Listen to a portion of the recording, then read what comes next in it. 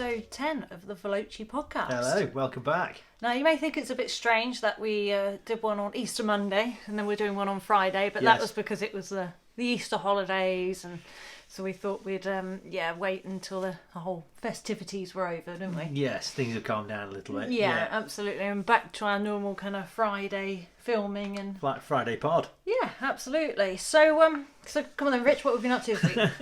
Well, lots of admin-y stuff this week. So we've got lots of inquiries for coaching and track days and road days. Yeah, things are just starting to move a bit now, aren't they? So booking those in and organising the logistics of that has been a big thing. We needed that a bit, to be honest, because like so many industries, it's all been locked down, hasn't it? Yes. And it's been quite hard, to be honest, being self-employed and, we both do a lot of work for manufacturers and obviously with COVID happening. We had a brief sort of break, didn't we, back last summer, where we started to get kind of August, September. Wasn't really back in car, was it? As such, it was more separate cars. Mind you, that we learnt some great stuff from that, which worked quite well. That to be honest, we've introduced actually into our own courses. Yes. So some of it sat with people, some of it actually in front and leading, and so it's a bit more visual, that kind of thing. So so we've been booking that back in, and one of our junior drivers, we've got that all ready. So that's all kicks off next week. Doesn't it? Yeah. So all socially, obviously. Distance and everything that it has to be at the moment. COVID secure. Yes, COVID secure. That's what I mean. That's the term you're looking for. So it's been a bit of I think a positive week really in that sense, isn't it? That been just busy, feels like it's a short week, obviously. Not quite as sexy as last week, to be fair. No, but it feels like it's starting to go the right direction. So I just hope. There's green shoots, aren't there? Things are happening. Yeah, absolutely. So we thought, as we traditionally do, we'd start with a little bit of motorsport. We'll try wrap that up a little bit quicker. Yeah, we get sidetracked with that a bit, don't we? Constantly talking about motorsport. Yeah. And then we're going to go on to some car launch stuff, but also reviews that we've done, that kind of thing as well, and then driving stuff after that. So motorsport wise then, one of your favourite things, so Indy 500 tests, so they've had their first test, actually on the big oval for the Indy 500. I was going to say actually on Wednesday was the anniversary of Jim Clark's death. Of course he won the Indy 500 twice. Well, he's a legend that's gone down in history, one of the top three of all time. Well, what's interesting about Jim Clark is he was quite an introvert, wasn't he? He was, I think a lot of people think racing drivers are going to be really out there people and super confident, but actually he was quite the opposite of that, wasn't he? Jackie Stewart said out of the car he couldn't make a decision. Yeah, and very reserved. Very quiet, very gentle. Yeah, absolutely. But one of the most successful of his day. I remember Richard Atwood telling me that he remembers Jim Clark using the same set of tyres for 3 races, and all 4 tyres were perfectly evenly worn. I mean, he was a genius. Absolutely, and I'm a strong believer that you can't compare racing drivers from different generations because I think it takes almost a slightly different set of skills each time.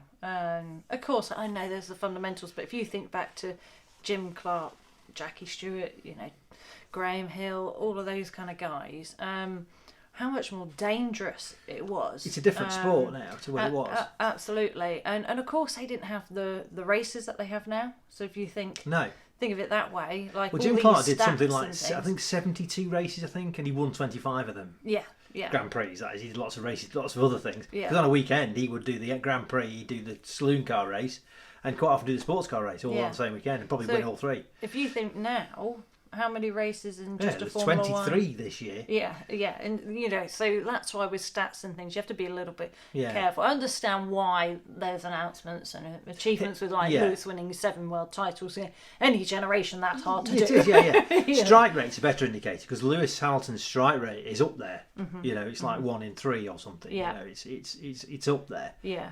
But strike rate's probably a better indicator as to how many, because Jackie Stewart won 27. I'm nodding. I don't think I really know what strike rate means. So how many wins you've got compared to how many races you've driven in. Sorry, I see. Okay, so like as a percentage. Yes. Oh, okay. Because Jackie Stewart did 99 Grand Prix. Yeah. And won 27 of them. Yeah. That's a huge strike rate. Absolutely, and that's a much fairer way of looking at it. Yes. For sure. And Jim Clark will always go down in history. But there was the BBC did a really good series, didn't they? They did. On what was that called? Can you remember? Well, they did a few, didn't they? And that was called The Quiet Champion, was the one about Jim Clark. Yeah. But they did him, they did Graham Hill, yeah, and they did Jackie. And did they not do a series though on all of them of that kind of era? And moving on, and how Jackie wouldn't accept the kind of that was the killer years. That was called. That's it. Yeah, made by the same people. Yeah, that's fascinating. If not seen that, definitely. If you're into motorsport, go watch that, because it really does show how the sport's changed, but how different it really honestly was then to today. Anyway, back to the IndyCar. Got your sidetracked before we started, then, didn't we? No, I'm not very good at this, am I? Back to the IndyCar. So Indy 500 test. Yes, so they only get 2 days, don't they? And then obviously, but they have an entire month. Then they have the whole of May at the Brickyard, as they call it. So this is just the pre-season test, just to get everybody's eye in and get all the rookie tests done. So if you've not raced at Indianapolis before, you have to do a rookie test to make sure you're safe. Yeah. And if you've not raced there for a while, you have to do the same. So does that mean though, like with the rookie car test, does that mean you could not reach the standard? Yeah. So how do they measure it? Speed. Oh, okay. And probably they watch and see if you're safe.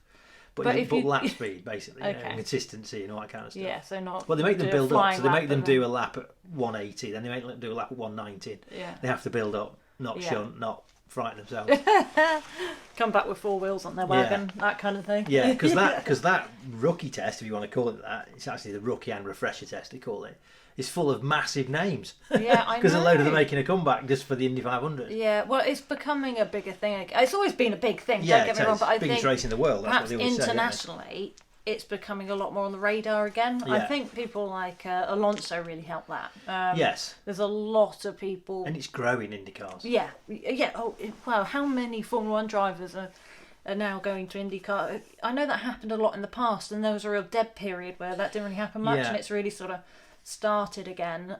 Apart from a lot of them now decide whether they want to do just the street circuit stuff, and you seem to be able to now opt to what you want to race rather than opt for the whole championship. I mean, I'm a bit old school because if you think motor racing as it was, danger was kind of part of it. Now, I don't want people getting killed every 5 minutes, that's not what I'm saying, but that free zone of danger is part of it. Yeah. And with IndyCar, you've got to be good on a big oval, you've got to be good on a short oval, which is very different. You've got to be good on a road course, you've got to be good on a street circuit.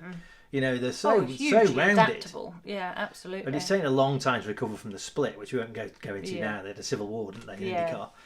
And it's taken a long time to recover from that, but it's getting there. Absolutely. So what's interesting about this is they've done the pre-season test for the Indy 500, but they actually haven't had the first round of the series yet, No, that's next weekend, isn't it? Yeah.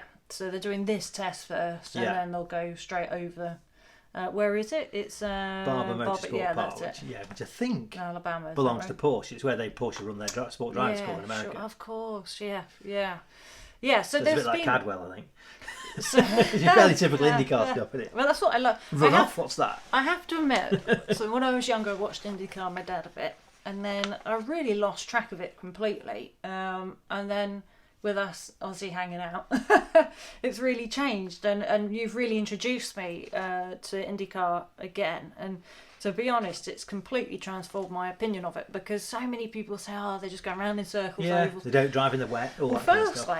Actually, it's not just ovals. No. Actually, most of them aren't ovals. No. But it's a small part of what they do is ovals. Absolutely, but the ovals are so fascinating. Especially when you actually when you get into it and what they have to do. It's so I suppose it's like any sport, isn't it? You've got to the Indy 500, understand the in and outs of it to appreciate what they're actually doing. Really. The Indy 500 can have you on the edge of your seat for like 4 hours. Oh yeah. It can be an amazing race, that can. And there can be the odd big crash as well, as there was yesterday in testing, wasn't there? Yes. So Renus VK. So Ed Carpenter Racing. So Ed Carpenter only ever comes out and does the Indy 500, but he owns the team. Yeah. So they went really well, didn't they? Because Con Daly was quickest for them. Yeah. Ed himself was second. Yeah. And then VK lost it and hit the wall. Yeah. No, it looked like he just touched the grass, but at over 200 mile an hour, just touching the grass is a fatal error. And the speed it goes wrong in that place, Well, you basically can't catch it, really, can you? You've got a little window, I think. Yeah. Because don't they tell the drivers, especially when they've come from other formulas, to not actually attempt to try and catch it. No, because what happens is if you steer into it, the front wheels go up the hill. So you then turn hard right and you will drill yourself into the outside wall at whatever speed you're going at, 200 miles an hour. Yeah. So like with VK, he let it go, didn't he? And it just looped around and slapped it sideways. Yeah, but he did. Oh, the noise it made when it hit though. Oh. Well, bearing in mind, so Connor Daly's average fastest lap was 222 miles per hour. Average, yeah. And actually in the refresher session, because you like say you have a rookie session and you have a refresher session, which is also full of actual pros, isn't it? Yeah. So Bourdais was in that, wasn't he? He actually went quicker. He did it 224. Yeah. So and he was the last person we saw try and correct it and do what we've just said. Yeah. He hit the wall flat out head on. Yeah. Broke his pelvis. And, he did. Yeah. Huge shunt. I was going to say with VK, he actually did he break a finger or something? Which so probably IndyCar driver. And hit the side of the cockpit or something. I'm sure he's not that bothered really. No, but no. But yeah, it's certainly more old school and the danger elements in that, isn't it? But no, it certainly looks exciting. Scott Dixon, he was third, wasn't he? Yeah. Fastest Honda. Yeah. And we should mention a lot of these guys have just come back from Sebring doing the 12-hour, haven't they, as well? Because Bourdais won the Sebring. He did in his class, didn't he? Well, he won it overall. He was in the top place in the DPI car, wasn't he? That's what I mean. Sorry. Yeah, sorry. Sorry. So yes, is it? Yeah, because there's still classes, aren't there? Yeah, that's what I mean. There we go. Anyway. So yeah, I was going to say about Scott Dixon in general though, how much he impressed me at Sebring, and then coming back here straight away, third quickest, fastest Honda. Because the Honda's not the engine to have, they reckon there. Yeah, I just Chevy think more and more, watching so many different forms of motorsport, different disciplines. Scott Dixon just every time goes up in my estimation so much. Yeah. It's just, how did he not get to F1? Yeah, you honestly have to ask yourself that. But maybe he didn't want to at the same time. We, especially over here, we're so focused on Formula One. But is it the be-all? Is it the pinnacle? Because he's a giant of a driver. But as a person, when you see him, he always seems really, really calm and laid back. And well, he's definitely popular, isn't he? Yes. He's very popular. I believe there's been some sort of documentary on him as well. Oh, has there? Yeah, that I don't know what it's on. I'll have to Google it. But it's something that I wanted to watch because apparently he comes across just so well in that. Yeah, really, he's married to really an English good, girl, isn't he? Is he? Yeah. Oh, I didn't know. Yeah. No, there you go. What relevance that is, I have no idea. But so anyway, that's why he's successful. Yeah. So round one of the IndyCar is coming up. When is that? This not this weekend, next weekend. Next weekend. Same weekend as the next Grand Prix. Ah, okay. Yeah. So we're going to be busy then. Yes. It'll be a good day, that will. Yeah. So that's just sort of a little intro of the IndyCar season as such. But also what's been going on. So we've had Daniel Ricciardo moaning a little bit. Yes, I mean he had a little bit of a go at about this after the last Grand Prix, not the last Grand Prix, after the Grosjean shunt. Yeah. And he was saying about the Netflix series, which we've said you need to take with a pinch. It's great entertainment, but you have to take it with a pinch of salt. And he was saying he doesn't really like that because they tried to make it look like he had a big kind of beef with Carlos Sainz, and he was like, sorry, what? Yeah. Because he gets on really well with Carlos and was like, this is news to me. Yeah. But he said the thing he doesn't like is the it's almost like they portray the only excitement is when there's a crash. Yeah. And that's what he doesn't like. Yeah. The problem is Formula One, sometimes that's true. I love Formula One, I do, but I don't think crashing's not the goal, is it? No, it's not. It's not, but it has something to find again, I think, which is why they end up focusing on it so much. Yeah, he was upset with the Grosjean thing, wasn't he, when it happened, because they kept showing it. But then I suppose it is a big talking point, isn't it? Rightly or wrongly, it's still a big talking point. Yes. And throughout the history of motorsport, that would have been a focus. I suppose going way back, they'd have just carried on racing. They would, wouldn't they? Oh, in the 70s, 1670s, they would. Crack on, yeah. Which also isn't right. No, that isn't. No, so because he was saying something about the F1 social media team, wasn't he? Yeah, he called them idiots. Yeah, because but he's been in a meeting with them, I think, since. To be fair. Really? Because it's something like at the top 10 best moments of 2020. Yeah. 8 of them were crashes or something. Yeah. So, yeah, I mean, I can see it from both sides. That obviously, the sport isn't about crashing, is it? You know, because Hamilton's winning the wet in Turkey, or Gasly's win at Monza. They should be the top. Oh yeah, things like that. Absolutely. Stroll taking pole at Turkey. Things like that should be the top. Well. But it should be though, right? If that's what your job is. Yes. Yeah.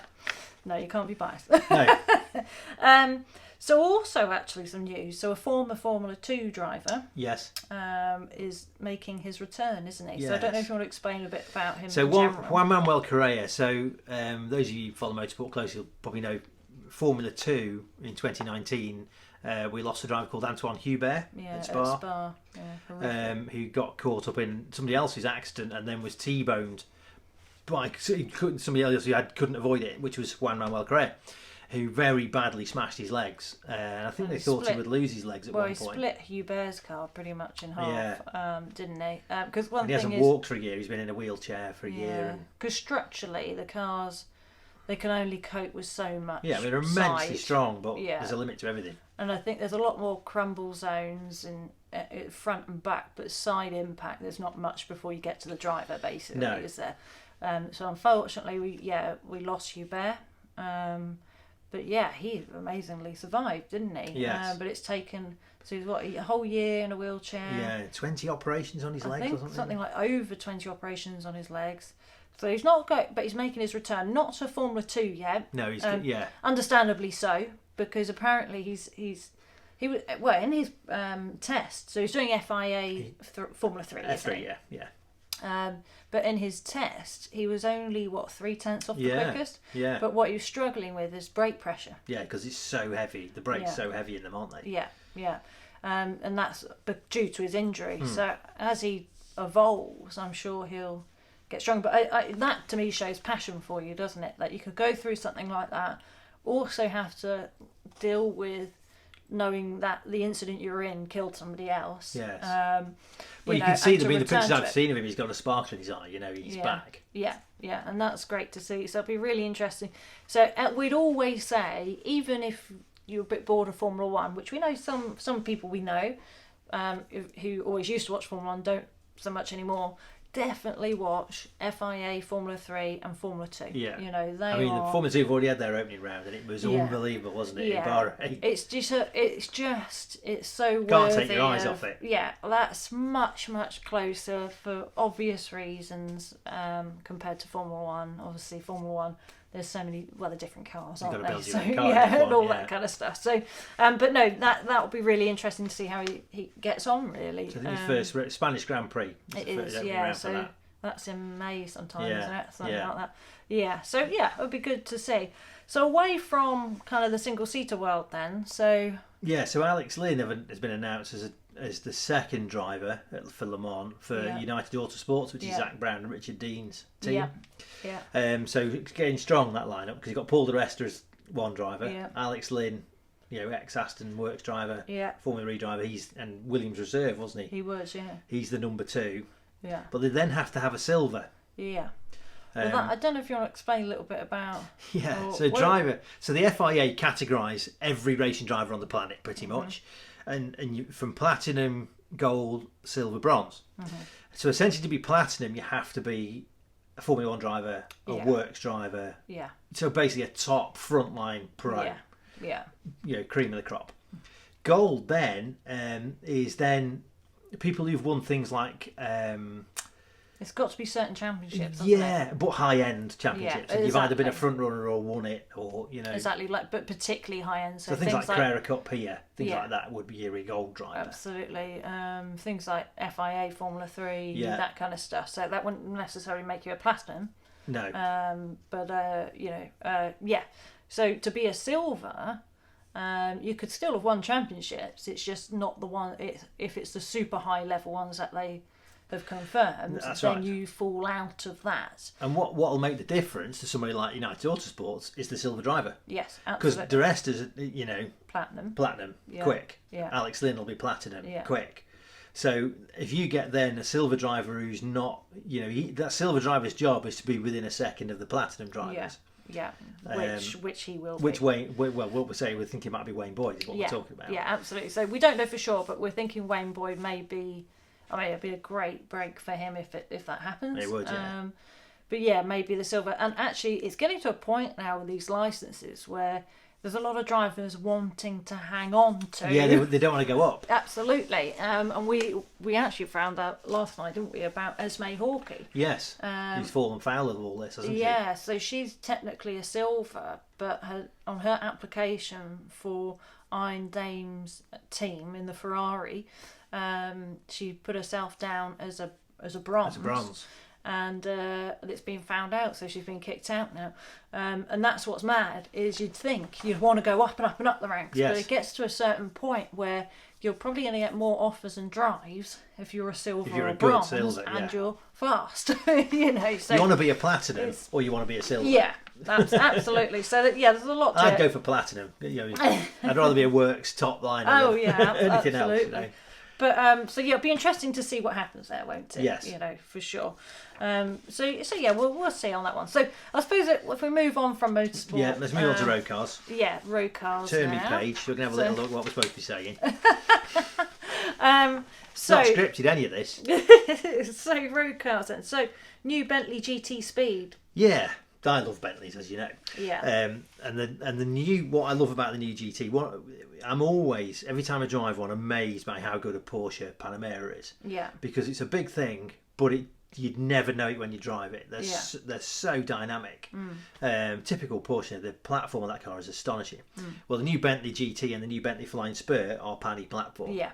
Yeah. I thought for a minute it sounded really random then. Yes, I was getting to the point. You said Bentley and then started going on about Porsche. You're talking about Bentley, right? Yeah. No, I know what you mean. Yes. So imagine, the chassis engineered by Porsche and then the rest of it screwed together by Bentley. Yes. Doesn't get a lot better than that for me. Absolutely. We know Porsche in many ways dynamically how sporty a chassis they can produce and foundations they can produce.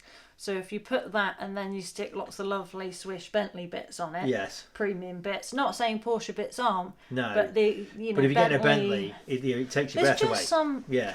And it's only small things, to be fair, isn't it? Because I think Porsche and many manufacturers have upped their game when it comes to interiors in a big way.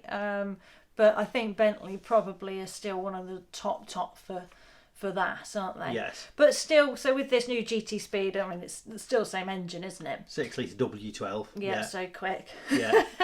It's still good. It's still fairly heavy, isn't it? It's actually slightly heavier. Yeah, it's 2.3. 2.3 tons. But the big thing is, just like Panamera, and to be fair, like the previous Bentley as well, which was a different platform, they're very agile for their size, aren't they? You wouldn't know it was that heavy. I mean, we're fortunate enough you come to put fuel in it, then it's... well, that's true. But we're fortunate enough to take some of these cars on track as well as road, and that's when it really highlights how agile they are. And you think, how can a car of this, anything over 2 tons, you think, what? This shouldn't be capable on the circuit. Yeah. And I think the Panny...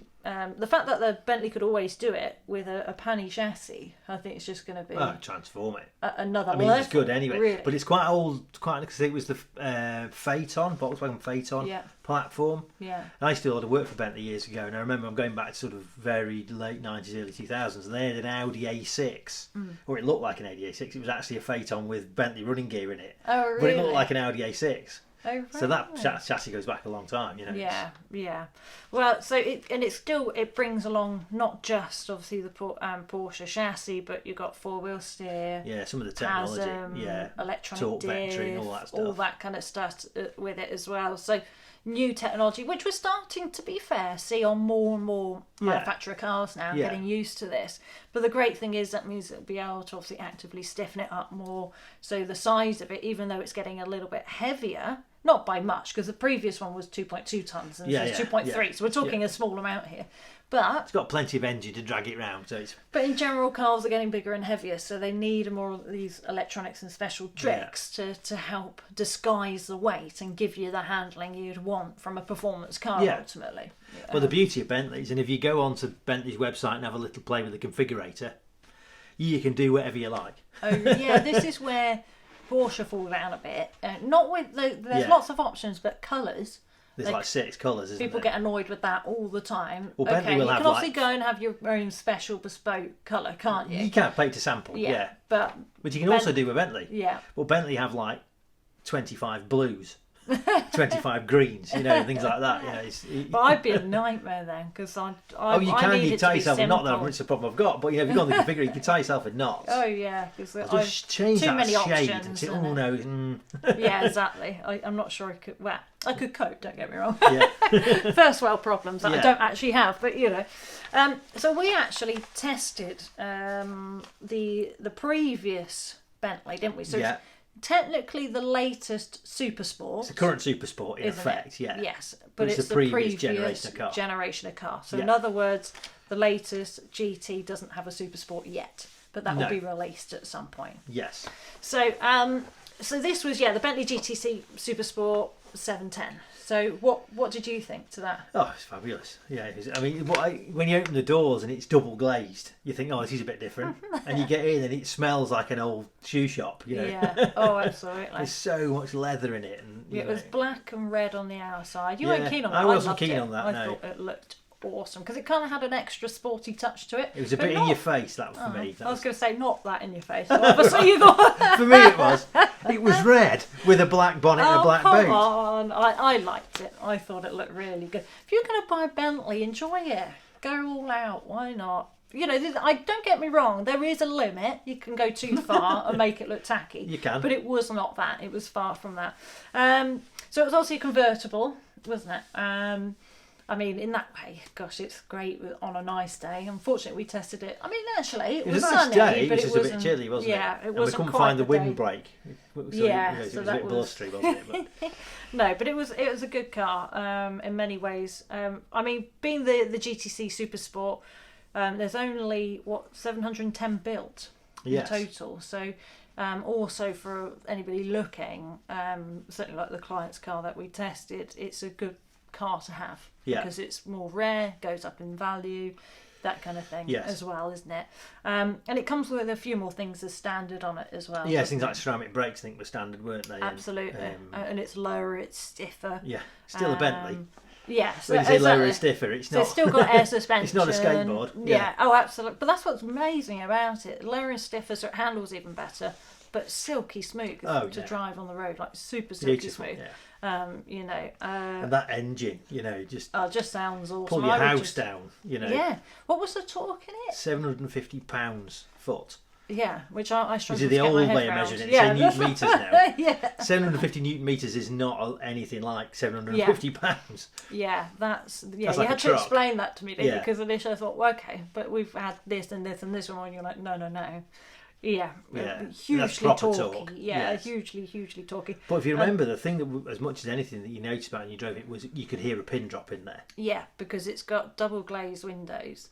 And that I just love that you can still really hear the engine. Yeah, you could, but there's an odd peaceful vibe to it. When you're at part throttle, it was silent. Yeah, no wind noise, amazing. And like you say, it's just the finish for me of a Bentley, so I think that's where things like Pani, it is something to be up against. But I suppose the Bentley it's a slightly different sector of the market, I suppose. Bentley's more, isn't it, than the Pani? So Porsche do a lot of stuff by hand.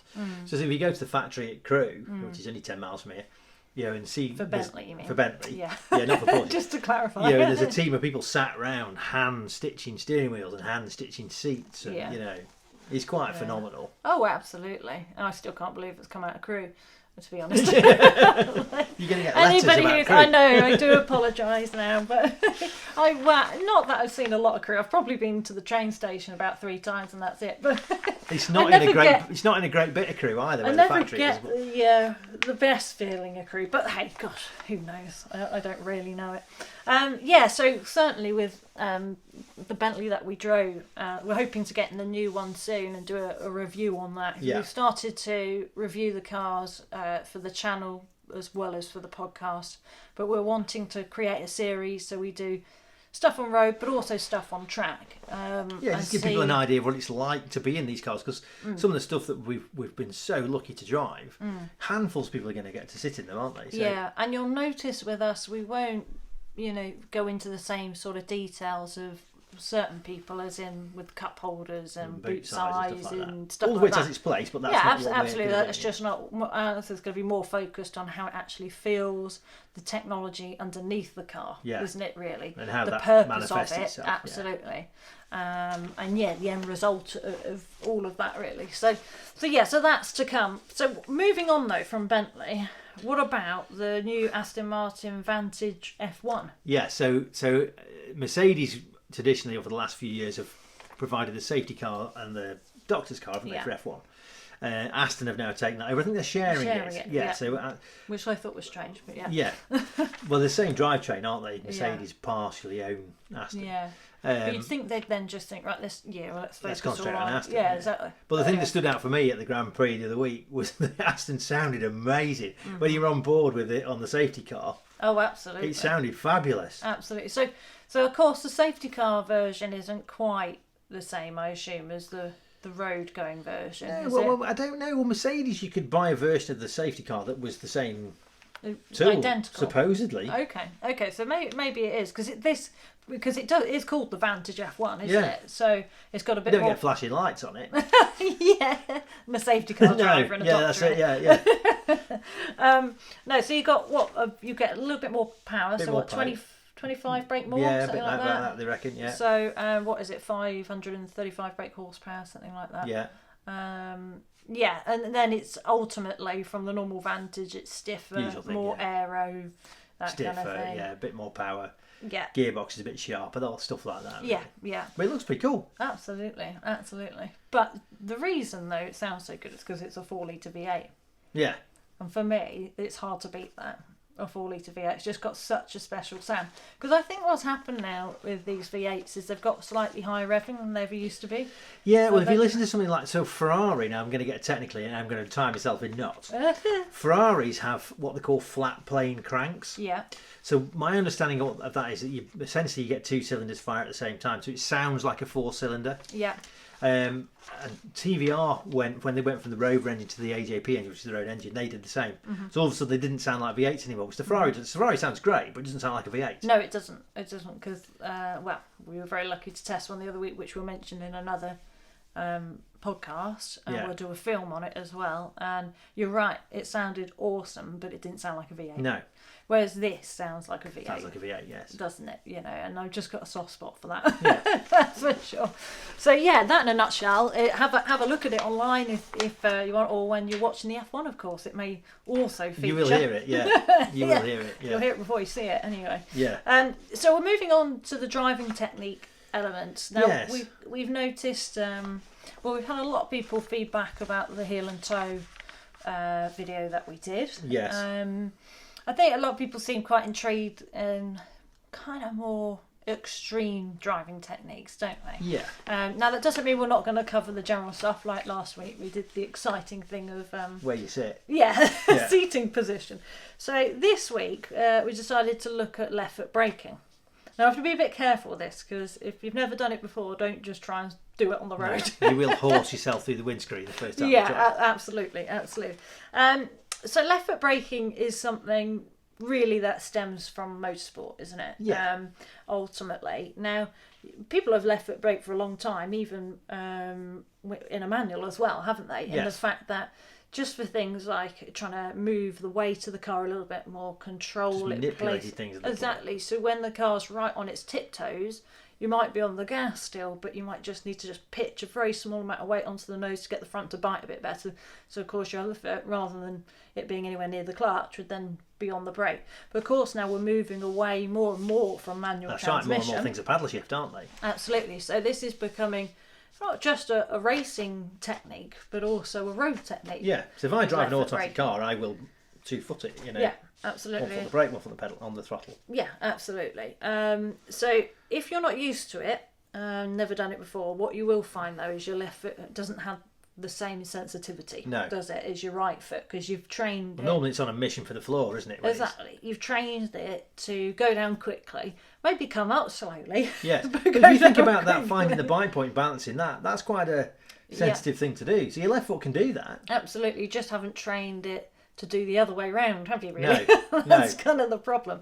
But no, so the whole purpose, well, really from a racing perspective, is it's meant to be faster. Ultimately, there's still questions on that, really, but overall I think it is, but we're talking very, very small amounts here. Well, most pro level racing cars now have only got 2 pedals, haven't they? Exactly. And you know, and a lot of the way it's styled, you wouldn't even be able to move your foot across and use just one if you wanted to anyway. And ultimately it's meant to be quicker because obviously you haven't got that transition of your right foot going from one pedal all the way over to the next one, so it's instant from gas to brake. But there is that overlap opportunity as well, which is used a lot in motorsport when it's on its tiptoes, like we just explained. Well, that also can happen on the road, can't it? Okay, you're not going to be near the limits of the car necessarily, but still enjoying the car and working with the car. Left foot braking has its place, doesn't it? Yes, it does, yeah. So how would you suggest then, rich people, if they want to have a go at left foot braking, what would you suggest they do and where? Well, somewhere quiet. Yeah. But what you're dealing with is the muscle memory of your left leg and your left foot. So you've got to consciously overcome that. So that's the thing that takes the bit of practice is to not just jam your foot down. And with conscious thought, you can do that. Then with a little bit of practice, it'll start to become a little bit more fluid. But it takes a bit like the heel and toe thing, really, where you're trying to get your right foot to do 2 different things. Yeah. It's just giving yourself time to build up that muscle memory and change your subconscious programming, really, so that your left foot does a different job. But it's well worth it. Oh, absolutely. I think, well, if you enjoy driving, for me, I just think the more adaptable you can be... Should be in your toolkit. Yeah, the more machinery you can drive, the better driver you are. You know, so absolutely, it's like I left foot brake and sometimes I use my right foot. I do both. It all depends on what I'm driving, what I'm in the mood for, that kind of thing. Yeah. But it does take a bit of practice. Even I've had it with, and I was the same actually, coming out of karting, going to cars. I actually, you'd have thought, because in karts you've only got 2 pedals, my left foot would have been all right. But when I started driving cars, I hadn't been taught on the road yet to drive because I was too young. But I've been taught then to brake my right foot in the car. Oh, right. So suddenly my right foot became more sensitive, because one thing with a car is you don't need to be very sensitive with the brake pedal at all in a car. So yeah, it took a little while to just be able to really fine-tune my left foot, especially in that kind of high-performance world where you might be hitting the brake really hard but you don't want to lock the wheels, and you're also trying to trail the brake off, come off nice and slow with nice control. So that, took a little bit of practice. So what point being is at any level, even if you used your left foot, I think in a road car, which is very heavily assisted servo brakes, it can make it actually even harder to practice left foot braking.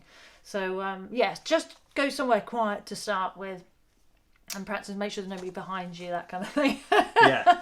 Just in case you come to a screeching halt, because normally when teaching people that is the first thing that happens. But it will get easier, and it's a bit of fun at the end of the day, isn't it? Yeah. So moving on then. So what's next? So Grand Prix next week. So what we'll do, because we record this on a Friday, we'll try and time it so that we've seen at least free practice 1, won't we? And then we can talk a bit about that on the pod. Mm-hmm. I suppose a bit more build up for the IndyCar round 1, I mean, as well. Yeah, lots more news will come out of that, no doubt. Absolutely. I was thinking of also throwing in MotoGP as well. Yeah, we'd have a little look at that. It's hard to find that though, isn't it? You can get the repeat on ITV4 though. Yeah. Because I used to watch it all the time and I kind of miss that. Yeah, I never really watched it. I watched Superbikes, World Superbikes, Carl Fogarty. Bizarrely, World Superbikes I was never that into.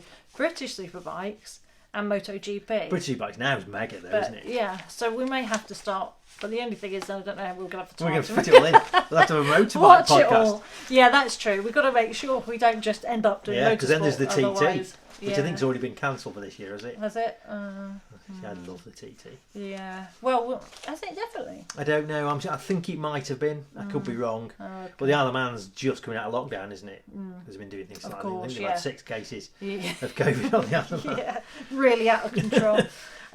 So we've got to the end part, which is the interactive section. So we're getting more people now as it grows, get in touch with us with some great, interesting answers and insights as well. So I don't know if you want to read it out this time. Or so if you could race in any generation / era, when and what would it be and why? Am I going first? Yeah. Can I have 2 answers? Why? Well, no, I'll go with one answer. I was going to say 60s. Yeah. But really, I think my heart, it would be the 70s. Okay.